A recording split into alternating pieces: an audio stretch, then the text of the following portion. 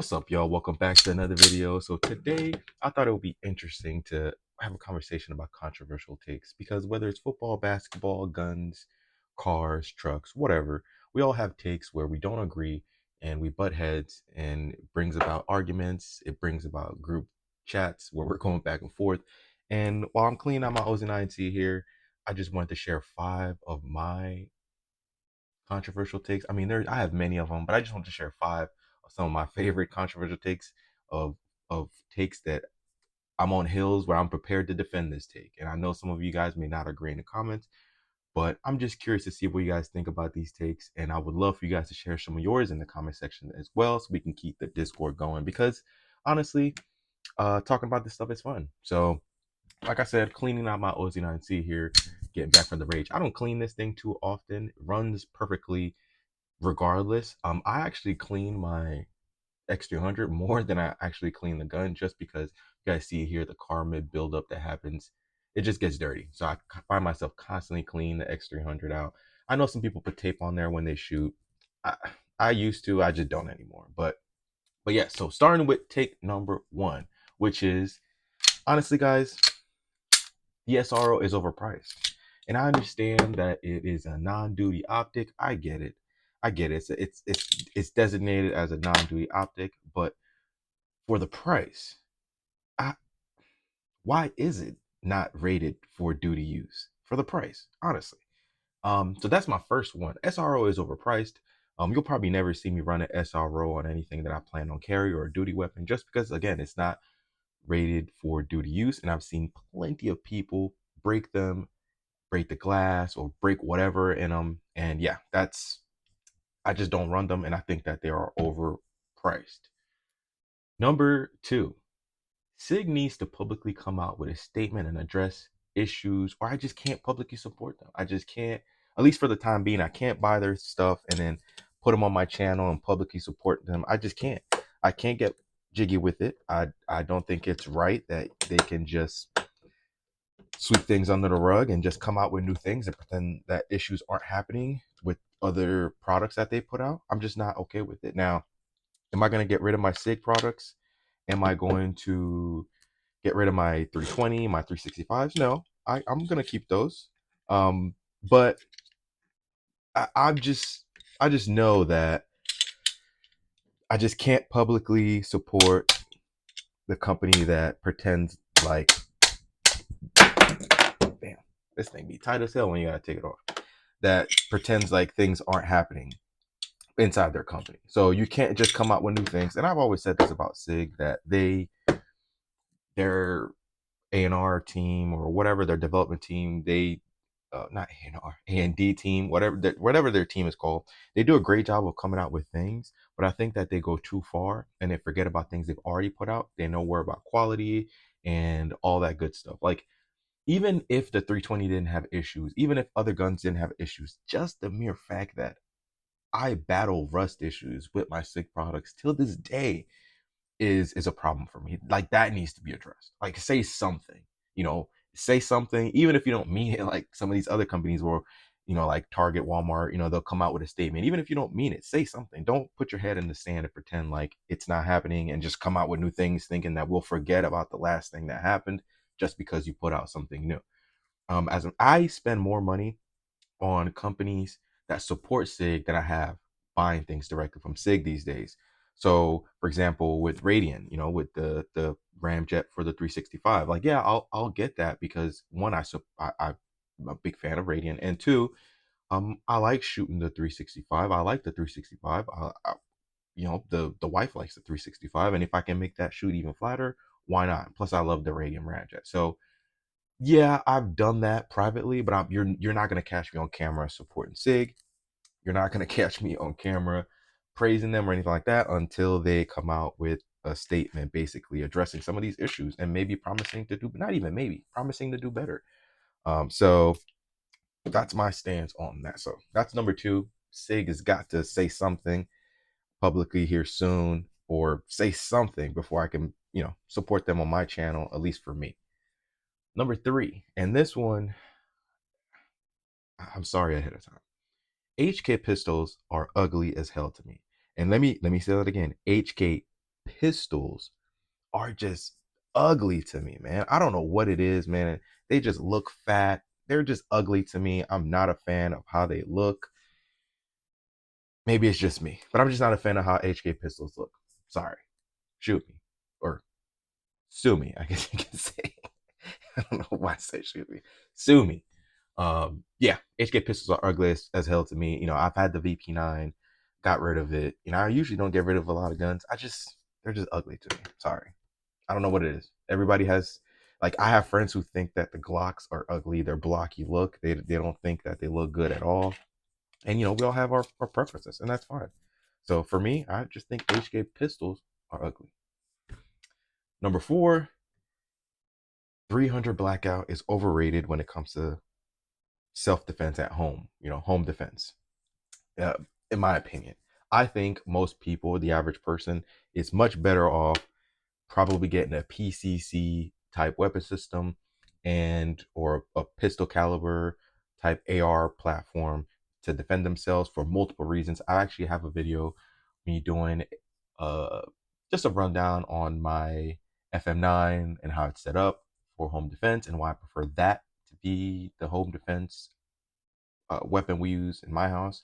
And some of those reasons are it's easier to shoot, ammo, easier to practice with because of ammo. It's easier to shoot because of recoil and all that. Um, Again, just ease of use. So one of my beliefs is that if your weapon system is hard to use, or if you're the only person that can successfully or consistently successfully use in a case of self-defense or anything like that, it shouldn't be used as a self-defense choice in your house. So if that's and I know that's a controversial take, but I just don't agree with if your wife can't shoot your 300 Blackout, or she doesn't know the difference between 200 Blackout and 5.56, and if it's just, it doesn't work for me. So I think most people, the average person, the average American, would benefit by having a PCC style caliber type of weapon system as home defense rather than having a 300 Blackout build for home defense. And on to top of that, the price of 300 Blackout is just for the benefits that people talk about, shooting suppressed and all that good stuff. I think as home defense, 9mm would do you just fine. Or even if you want to do 45, okay, but as far as that is concerned, I feel like 300 Blackout is overrated.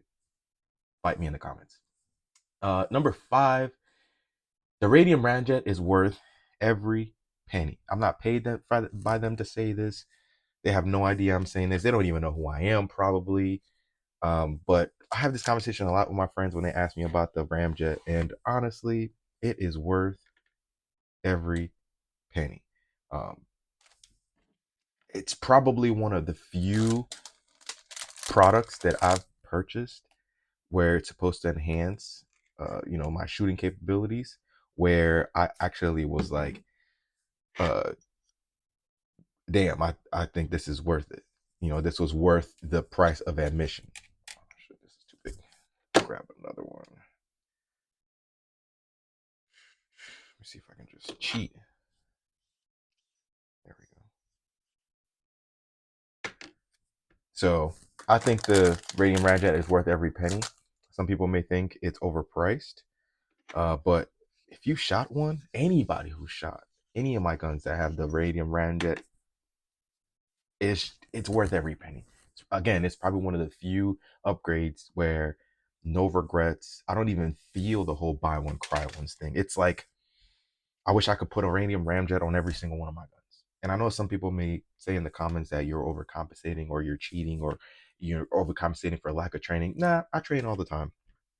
I think it makes the shooting experience better. I think it's so significant that when I shoot without it, I miss it. So I think the Radian Ramjet is worth every penny. Some people may say it's overpriced. Mm, I don't know. I don't think it is. So those are my 5 controversial takes. I have many more. As a matter of fact, I'll give you guys 2 more bonuses. Two more. While I put this back together. And this isn't a deep cleaning. It's just a quick little cleaning in a week, so I can make sure that it's somewhat clean. I really just wanted to make sure that the light was cleaned. But Bonus number one, for most of us, most of us men, I'm talking to the men that a lot, most of my audience are men. For most of us, our kids, our wives, girlfriends are total liabilities when it comes to a self-defense scenario, whether it's at home, mall, wherever. Total liabilities. And I know it sucks to hear that. I mean, it sucks for me to say it, but even within my own family, total liabilities. And I think that instead of focusing on finding ways to buy new things, like I see all the videos, guns you should buy before the election, or panic buy this or panic buy that, or do this, do that. I think that most of us would benefit more from saving the money and not panic buying weapons, and get ammo if you need it, but not panic buying ammo, and focusing on training within the household. Taking the wife out to the range more, taking the kids out to the range more. um Funny thing is, in my family, my 5 year old, she's probably interested in guns out of mostly everybody else. My wife doesn't care. My 10 year old doesn't care really, for the most part. My 5 year old is all about them, all about them. So I think for most of us, just introducing more training and having more time with the family around guns, and making sure that they're squared away and good to go is it should be a huge focus for us for the rest of the year, and all that good stuff. So it may be a controversial take, may not be, but I think that it's worth mentioning that, yeah, most of our family members, most of our wives, kids, all that, complete liabilities, and most of us should spend more time training with them because they have no idea what they're doing.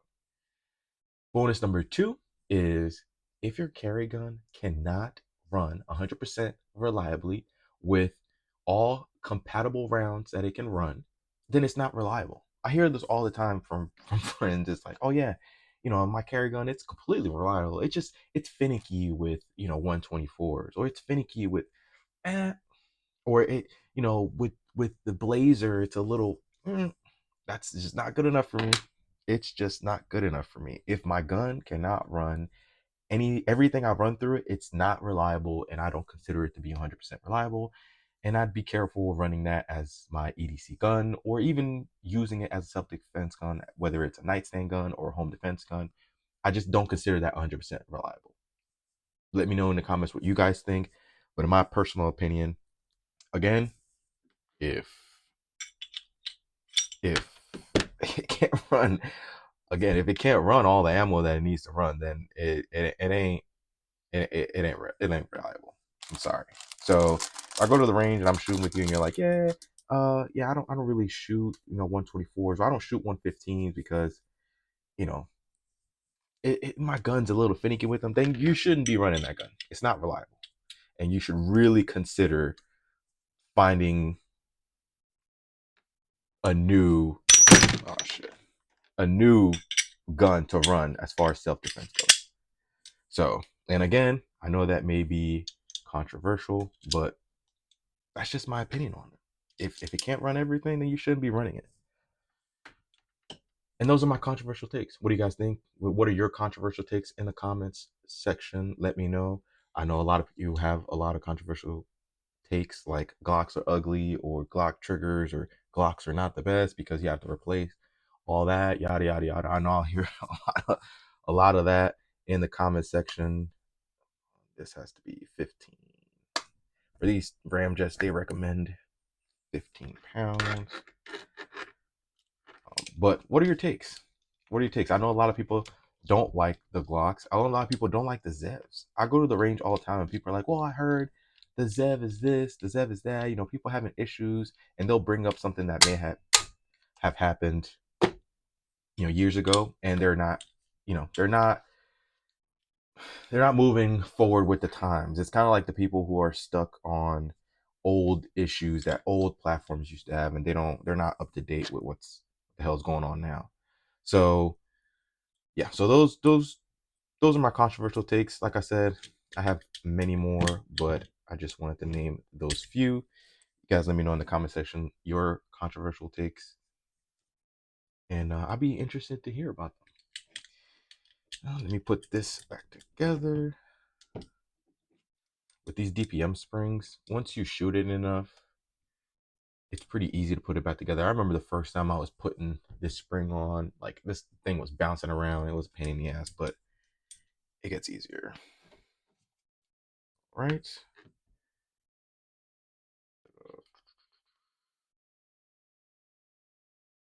Rails, any contact point. I try to put a little lube on there.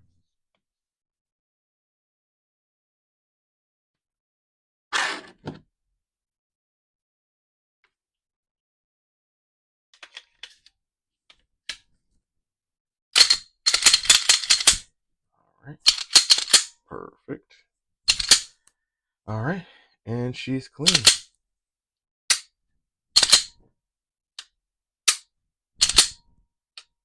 Perfect. Let me know in the comment section what your controversial takes are. I'd be interested to hear about them. Let's argue in the comment section. I appreciate you guys watching this video and tuning in. I love the support I've been getting lately. It's great, and I'll be have a great day. Don't forget to vote. Go out there and vote, guys. Your vote matters. And yeah, thanks for watching. I'll see you guys in the next one. Deuces.